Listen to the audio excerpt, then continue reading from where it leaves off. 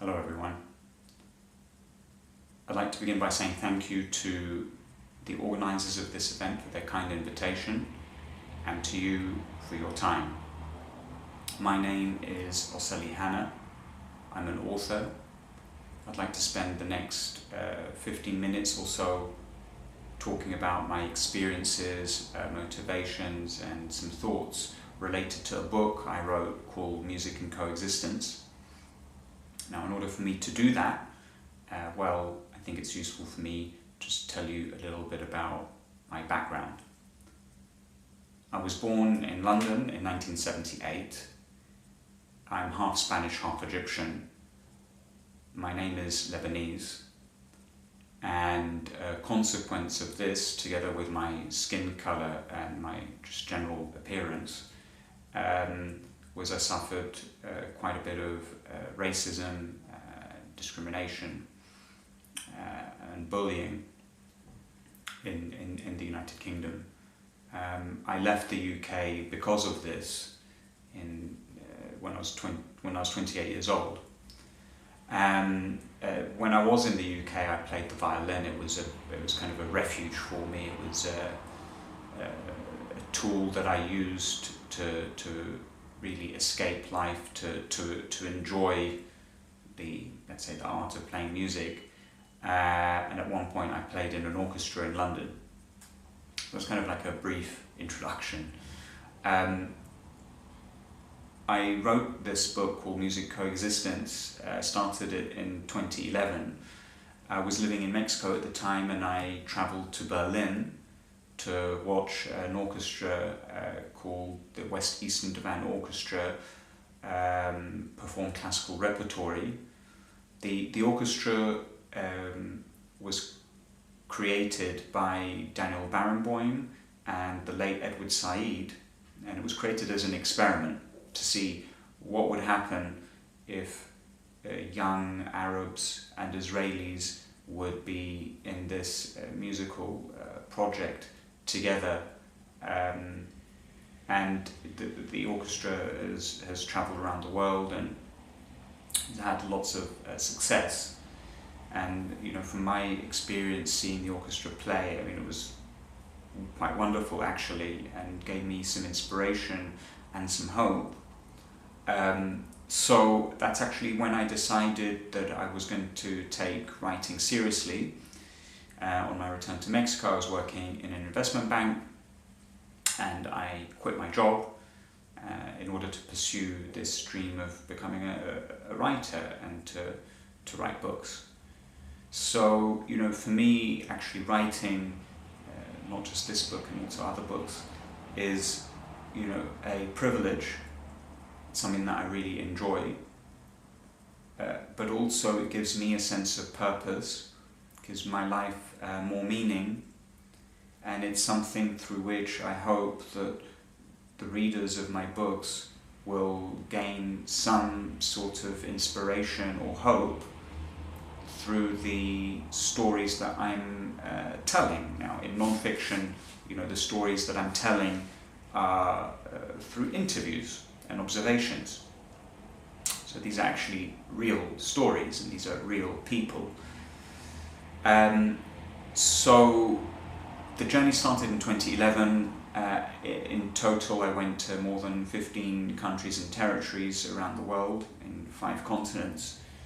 So I'd like to maybe share a few of the examples from the book and from my travels that I think would be useful to illustrate how music can help people and can help societies. So in Kosovo, in a town called Mitrovica, used to be a mining town, there's a rock school called the Mitrovica Rock School. So the rock school is divided into 2 parts. You've got the north branch and you've got the south branch. In the north you've got the group of people living there are Serbians, and in the south are ethnic ethnic Albanian Kosovars, excuse me. So they have to compose music separately They can't actually compose music in Mitrovica in the same school, because the town is divided. There are carabinieri, which are like Italian soldiers, that are in place to keep the two communities apart. And the reason why that they feel that that's necessary is because of the violence that happens sporadically in that part of Kosovo.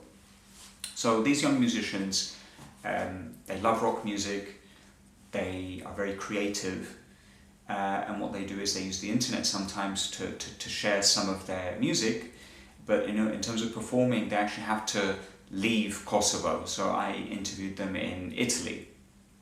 It was a wonderful performance.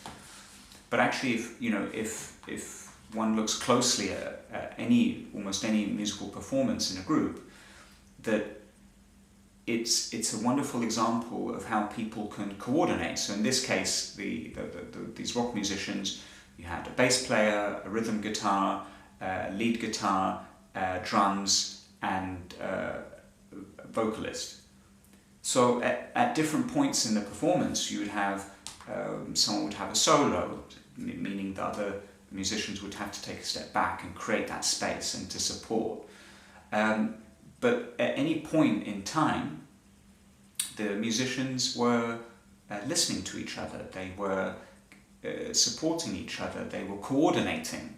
So all of these clearly are skills that they're developing that transcend way beyond the musical performance, and I think serve as really wonderful examples of what can be done. That violence isn't a given fact between these people, and actually they can create wonderful music together. So, when I spent time with the musicians, I learned a little bit more about their lives and their dreams and their anxieties.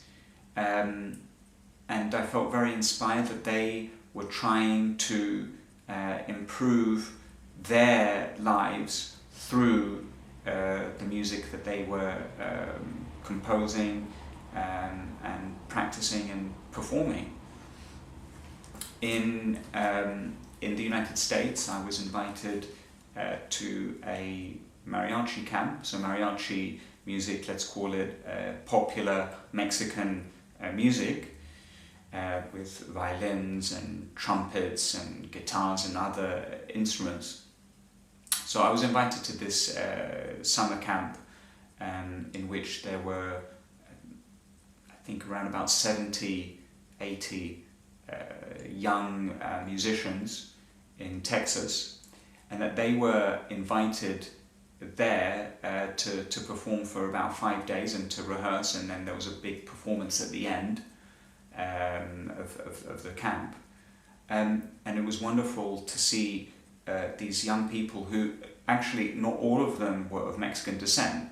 There were some people who didn't have any Spanish at home, and yet they were curious and interested as to what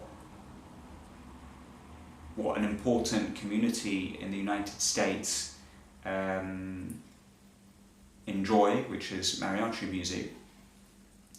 And I think what's interesting about that group and others is that because they're young, I think that they're open to listening and to performing with other people, but also they're going to very soon become parents. A lot of them will be parents. I mean, if they're like 17 years old, maybe in 5, 10, 20 years' time, they will be parents, and then their children will be brought up in a home in which the parents have played with people from other ethnicities, from other religions, from other backgrounds.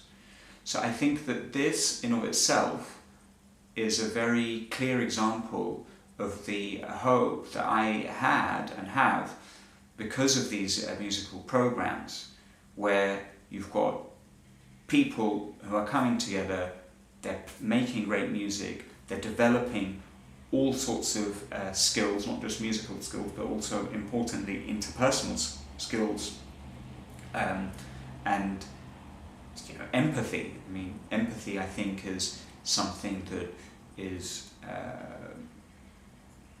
I would say, a problem, and there's a lack of empathy, I think, today in many places. So music is a wonderful tool in the right circumstances, can be a wonderful tool to cultivate that empathy. And myself as a musician as well, I had the good fortune to be able to play some music at that Mariachi Camp, and also in other places where I was carrying out interviews and where it was possible for me to play.